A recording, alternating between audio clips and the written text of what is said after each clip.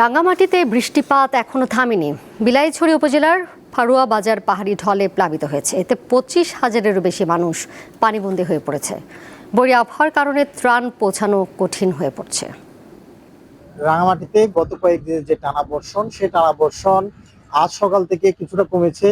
সকাল থেকে জেলায় থেমে থেমে গুড়ি গুড়ি বৃষ্টি অব্যাহত রয়েছে। রাঙামাটি আবহাওয়া অধিদপ্তরের সূত্রে আমাদেরকে জানানো হয়েছে, জেলায় গত 24 ঘন্টায় 22 মিলিমিটার বৃষ্টিপাত রেকর্ড করা হয়েছে। পাহাড়ি ঢলের কারণে বিলাইছড়ি উপজেলার ফারুয়া বাজার সম্পূর্ণ গতকাল থেকে তলিয়ে গিয়েছিল, তা আজ কিছুটা কমতে শুরু করেছে। তবে এখনো পর্যন্ত ফারুয়া ইউনিয়নে শুধুমাত্র 11,000 মানুষ পানিবন্দী রয়েছে।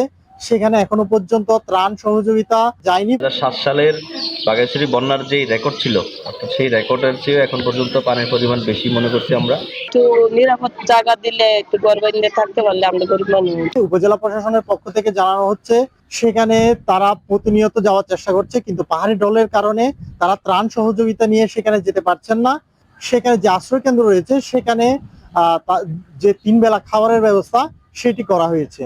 কিছু যদি সরকার থেকে ত্রাণ আসে, যাচাই বাছাই করার মধ্যে পাওয়া যায় না জিনিসগুলা। আমরা চাই যে সরকারের জিনিসগুলা যাচাই করে দোক। চলে গেছে ঘর দুয়ার ভাঙে, আমি এক জায়গায় সিদ্ধ করে 2টা ভাত খাবো, এই অবস্থা নাই। বৃষ্টি ঝড় তুফানে গাছে মাটি ভাঙা পড়ে এইভাবে থাকে, ওরা খুব কষ্টের মধ্যে থাকে। রাঙামাটি বান্দরবান সড়কের বান্দরবান অংশে একটি ব্রিজ ধসে পড়ার কারণে সেখানে রাঙামাটি বান্দরবান সড়কে যান চলাচল বন্ধ রয়েছে।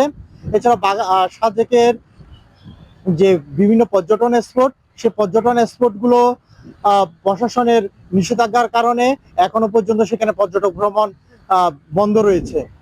এই ছিল রাঙামাটি থেকে আমার কাছে সর্বশেষ।